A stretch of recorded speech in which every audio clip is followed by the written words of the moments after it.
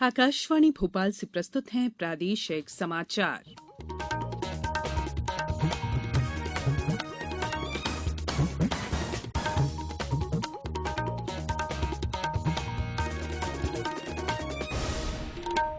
नमस्कार, समाचारों के साथ मैं संयुक्ता बैनर्जी। कोविड से सुरक्षित रहने के लिए श्रोताओं से अपील है कि कृपया इन 4 सरल उपायों का पालन करें। पूर्ण टीकाकरण कराएं, मास्क पहनें, 2 गज की सुरक्षित दूरी बनाए रखें, हाथ और चेहरा साफ रखें। अब इस बुलेटिन के समाचार। सबसे पहले मुख्य समाचार। 5 राज्यों में डाले गए वोटों की गिनती आज की जाएगी। सुबह 8 बजे से आने लगेंगे रुझान।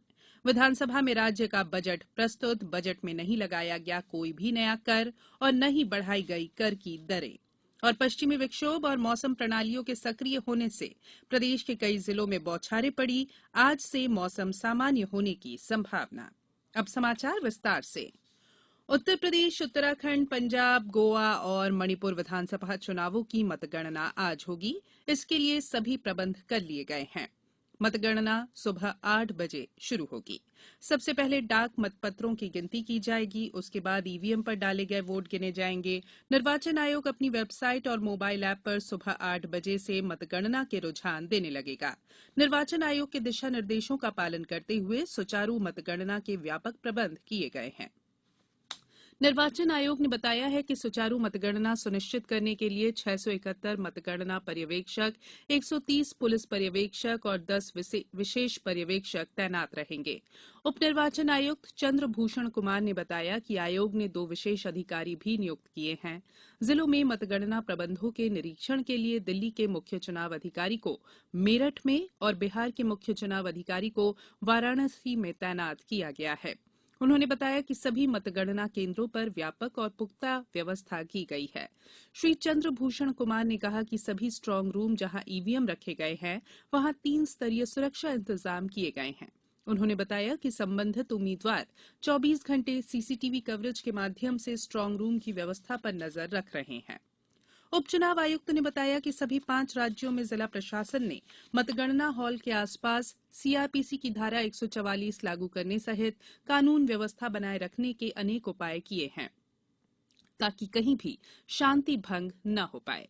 उन्होंने कहा कि चुनाव के दौरान ईवीएम की तैनाती के हर स्तर पर राजनीतिक दल और उम्मीदवार शामिल होते हैं, जिसमें ईवीएम गोदाम को खोलना और बंद करना, ईवीएम तथा वीवीपैट की प्रथम स्तर की जांच और प्रथम स्तर की जांच के बाद प्रशिक्षण और जागरूकता के लिए ईवीएम और वीवीपैट को बाहर निकालना शामिल है। गौरतलब है कि उत्तर प्रदेश में 10 फरवरी से 7 मार्च तक 403 विधानसभा सीटों के लिए 7 चरणों में मतदान हुआ था। मुख्य मुकाबला सत्तारूढ़ भारतीय जनता पार्टी और समाजवादी पार्टी के बीच है, जो राष्ट्रीय लोकदल के साथ चुनाव लड़ रही है। कांग्रेस भी चुनाव मैदान में है। उत्तराखंड में 70 सदस्यों वाली विधानसभा के चुनाव के लिए एक ही चरण में 14 फरवरी को मतदान कराया गया था। गोवा में 40 सदस्यों वाली विधानसभा के चुनाव का मतदान भी 14 फरवरी को एक ही चरण में हुआ था। गोवा में चुनाव बहुकोणीय रहा। पंजाब में 20 फरवरी को एक ही चरण में विधानसभा चुनाव हुआ था। राज्य में सत्तारूढ़ कांग्रेस का मुकाबला आम आदमी पार्टी, शिरोमणि अकाली दल, बहुजन समाज पार्टी गठबंधन, भारतीय जनता पार्टी और पंजाब लोक कांग्रेस गठबंधन तथा संयुक्त समाज मोर्चे से है। मणिपुर में 60 सीटों की विधानसभा के चुनाव के लिए 28 फरवरी और 8 मार्च को 2 चरणों में वोट डाले गए थे। मुख्य मुकाबला सत्तारूढ़ भारतीय जनता पार्टी और कांग्रेस के बीच है। राज्य विधानसभा में कल वर्ष 2022-23 का बजट प्रस्तुत किया गया। इस बजट की ये विशेषता थी कि पहली बार चाइल्ड बजट पेश किया गया, जिसमें 17 विभागों की 220 योजनाओं को शामिल किया गया है। 2,79,237 करोड़ के वित्त मंत्री जगदीश देवड़ा द्वारा प्रस्तुत इस बजट में चाइल्ड बजट के लिए कुल मिलाकर 57,800 करोड़ रुपए का प्रावधान किया गया। राज्य के बजट में इस बार कोई भी नया कर नहीं लगाया गया है और न ही कर की दरें बढ़ाई गई हैं। सागर, शाजापुर और उज्जैन में सोलर पार्क की स्थापना की जाएगी। राजधानी भोपाल में ग्लोबल स्किल पार्क शुरू किया जाएगा। वहीं उज्जैन में मेडिकल डिवाइस पार्क को मंजूरी दी गई है। प्रदेश में 217 इलेक्ट्रॉनिक व्हीकल चार्जिंग स्टेशन बनाए जाएंगे। भोपाल, इंदौर और जबलपुर में निजी और सार्वजनिक भागीदारी से चार्जिंग स्टेशन बनेंगे। मेधावी छात्रों के लिए प्रखर योजना शुरू की जाएगी। प्रदेश में 22 नए मेडिकल कॉलेज खोले जाएंगे। बजट में प्रधानमंत्री आवास योजना के लिए 10,000 करोड़ रुपए का, जबकि प्रधानमंत्री ग्राम सड़क योजना के लिए 2,000 करोड़ रुपए का और प्रधानमंत्री फसल बीमा योजना के लिए 2,000 करोड़ रुपए का प्रावधान किया गया है। अनुसूचित जनजाति के लिए 26,941 करोड़ और अनुसूचित जाति के लिए 19,020 करोड़ रुपए की राशि का प्रावधान किया गया है। कल वित्त मंत्री जगदीश देवड़ा द्वारा प्रस्तुत बजट को सत्ता पक्ष ने सभी वर्गों के लिए कल्याणकारी बताया, वहीं विपक्ष ने बजट को निराशाजनक बताया। मुख्यमंत्री शिवराज सिंह चौहान ने बजट पर अपनी प्रतिक्रिया देते हुए इसे आत्मनिर्भर मध्यप्रदेश के निर्माण का बजट बताया। मुख्यमंत्री ने कहा कि प्रदेश का सकल घरेलू उत्पाद निरंतर बढ़ रहा है। वर्तमान दर 19.74% है, जो देश में सर्वाधिक है। वहीं विधानसभा में नेता प्रतिपक्ष कमलनाथ ने बजट पर अपनी प्रतिक्रिया में कहा कि राज्य सरकार द्वारा पेश बजट सिर्फ झूठ और गुमराह करने का पुलिंदा है। कोविड-19 से बचाव और सुरक्षित रहने के 3 उपाय। मास्क लगाएं, 2 गज दूरी है जरूरी, सुरक्षित दूरी रखें, हाथ और मुंह साफ रखें।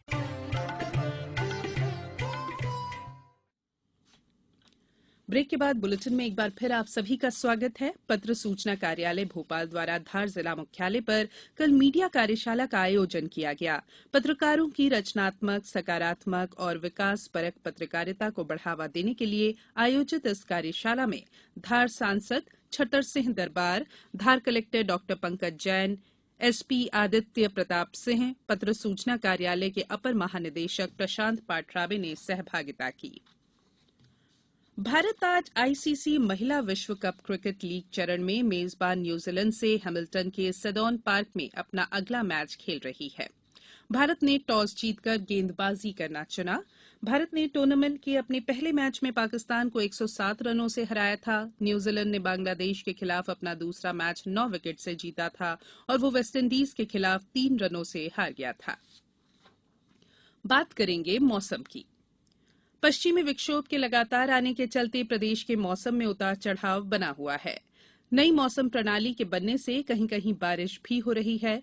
बीती रात भोपाल, इंदौर, उज्जैन और नर्मदापुरम संभागों में कई जगह पर गरज चमक के साथ बूंदाबांदी हुई। मौसम केंद्र के अनुसार आज भी भोपाल सहित ग्वालियर, सीहोर, बैतूल, हरदा, बुरहानपुर, खंडवा, खरगोन, बड़वानी, उज्जैन, धार, देवास, नीमच, मंदसौर, टीकमगढ़ और निवाड़ी जिलों में कहीं कहीं बौछारें पड़ सकती हैं। शुक्रवार से मौसम सामान्य होने की संभावना है। अब कुछ समाचार संक्षेप में। राज्य के बजट में प्रदेश में नए मेडिकल कॉलेज खोलने के लिए 300 करोड़ का प्रावधान किया गया है। मुख्यमंत्री तीर्थ दर्शन योजना फिर से शुरू की जाएगी। संस्कृति और धार्मिक न्यास और धर्मस्थ के लिए सरकार ने बजट में प्रावधान किया है। झाबुआ जिले में भगौरिया पर्व की शुरुआत 11 मार्च से हो रही है। 1 सप्ताह तक मनाए जाने वाला ये उत्सव 17 मार्च तक चलेगा। डिंडौरी जिला कलेक्टर ने किसानों को फलदार पौधे लगाने के निर्देश दिए हैं। इसके लिए 175 किसानों का चयन कर 175 एकड़ भूमि में वृक्षारोपण का लक्ष्य रखा गया है। और इंदौर जिले में शाला त्यागी कन्याओं के लिए प्रवेश उत्सव अभियान चलाया जा रहा है। महिला एवं बाल विकास विभाग के इस अभियान में 11 से 14 वर्ष की शाला त्यागी बालिकाओं की पहचान कर उन्हें विद्यालयों में पुनः प्रवेश दिलवाया जाएगा। अंत में बुलेटिन के मुख्य समाचार एक बार फिर। 5 राज्यों में डाले गए वोटों की गिनती आज की जाएगी। सुबह 8 बजे से आने लगेंगे रुझान। विधानसभा में राज्य का बजट प्रस्तुत। बजट में नहीं लगाया गया कोई भी नया कर और न ही बढ़ाई गई कर की दरें। और पश्चिमी विक्षोभ और मौसम प्रणालियों के सक्रिय होने से प्रदेश के कई जिलों में बौछारें पड़ी। आज से मौसम सामान्य होने की संभावना। इस बुलेटिन में फिलहाल इतना ही। अंत में एक अपील, मास्क और 2 गज की दूरी, हाथ धोना भी है जरूरी। नमस्कार।